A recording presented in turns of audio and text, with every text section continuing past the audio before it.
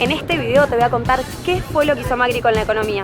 La deuda, el FMI, el ajuste, todo. Mirá. Para entender la economía argentina, primero hay que entender cómo funciona la economía de cualquier país. Se divide en dos sectores, el público y el privado. O sea, el gobierno y todo el resto. Las personas y las empresas. Al gobierno le entra plata. Más o menos el 90% de lo que entra es por impuestos. Y con esa plata que entra tiene que bancar todo esto. Jubilaciones, transferencias sociales, salarios estatales, subsidios, seguridad y obra pública. También educación y salud, pero de eso se hacen cargo las provincias más que nada. Ahora, si con lo que un país recauda de impuestos puede pagar todo eso y encima le sobra plata, tiene lo que se llama superávit fiscal. Si no puede pagarlo, que es como cuando vos no llegás a fin de mes, tiene déficit fiscal. Bueno, ese es el Estado.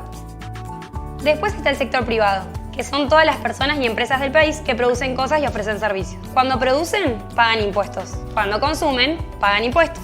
Cuando venden acá o afuera, también pagan impuestos. O sea, las personas trabajando generan riqueza para ellos y para el Estado. En 2015, en Argentina, el sistema estaba roto, a punto de explotar. Ese año le entraban al Estado 1.200.000 millones de pesos. Y mirá, acá hay exactamente 1.200 porotos que representan esa plata. Y así es como se los gastaron. 535 en jubilaciones y pensiones, 320 en transferencias al sector privado, 200 en salarios y gastos de funcionamiento del Estado y 160, no alcanza para la obra pública. Es más, me faltan 15 porotos y 26 más para las AUH y otros 24 para financiar a las empresas públicas que pierden plata y 47 para las universidades públicas, 27 para transferencias a provincias y 70 para bienes y servicios, que es todo lo que se necesita para funcionar, y 18 más para otras cosas. Tener porotos rojos significa que había déficit fiscal. Y en 2015 fue de 224.000 millones de pesos. El Estado gastó un 20% más de lo que recaudó ese año. Pero ¿cómo seguía funcionando el país entonces? ¿De dónde sacaban la plata? Bueno, subieron los impuestos. Y también inventaron nuevos impuestos. Un sistema de retenciones móviles para determinados productos. El recargo por compras con tarjeta de crédito o débito en el exterior. Bueno, todo eso era para que el Estado pudiera recaudar más plata para financiarse. Pero necesitaban más todavía. Entonces le ordenaban al Banco Central que imprimiera. Imprimir plata genera inflación. También agarraban plata que era de instituciones del gobierno, como ANSES o el Banco de la Nación. No era plata para gasto público, pero la usaron igual. Y el sector privado, las empresas la tenían complicada. Argentina era la tercera economía más cerrada del mundo, debajo de Nigeria y de Sudán.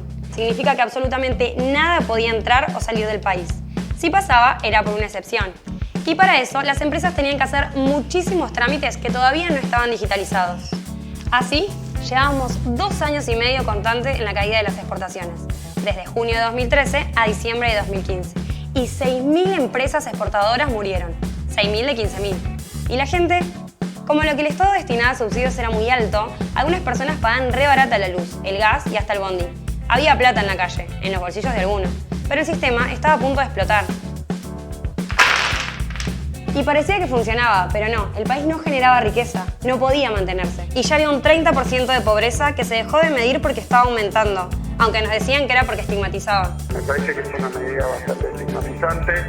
¿Te acordás? Y que era menos que en Alemania. ¿Pero vos decís que tenemos menos pobreza que Alemania? Y sí, aunque no te guste. No había datos, no había INDEC. Tampoco había noticias de la inflación, pero era del 30%. How much is inflation in Argentina at this moment? Es un... ¿Puedo cortar esto? ¿De acuerdo? Sobre. No sé. ¿Puedo cortar esto un minuto? Y mirá lo que decía Infobae. En 2015, el sector público fue casi el único generador de empleo. Y ahí vino Macri. La situación estaba muy complicada.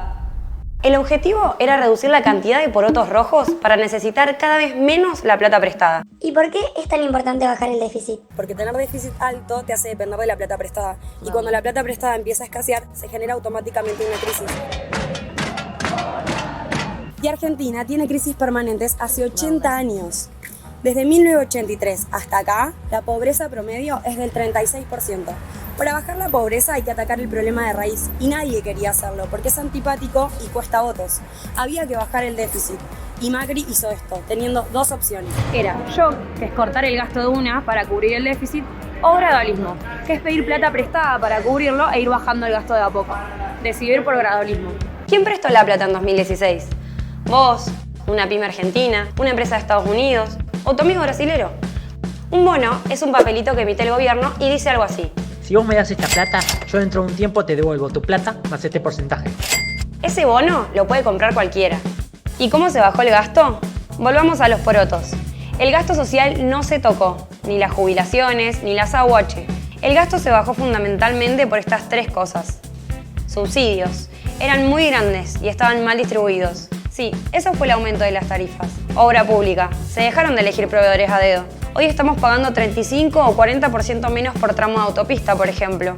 Y empleo público. De 2005 a 2015 se había duplicado a nivel nacional y había crecido 40% total, incluyendo provincias. Así que se redujo cerca del 20% la cantidad de empleados. ¿Y funcionó? Mauricio Macri consolida su poder en Argentina. 1.900.000 personas han salido de la situación de pobreza. Esto marca un punto de inflexión para el gobierno argentino. Aumentó la inversión extranjera directa en la Argentina. Y veníamos bien, pero de golpe pasaron cosas. Re bien veníamos, pero posta, todo esto pasó en un lapso de 4 o 5 meses. El campo sufrió la sequía más grande en 50 años. Esto significa menos ingresos, porque Argentina no podía venderle tantos granos al mundo, o sea, menos porotos. Además, si el productor no exporta, no le afecta solo a él. Se reduce el consumo en los pueblos, no se vende maquinaria agrícola y son menos porotos, porque acordate que los porotos blancos se generan por impuestos. Se triplicó el precio del petróleo.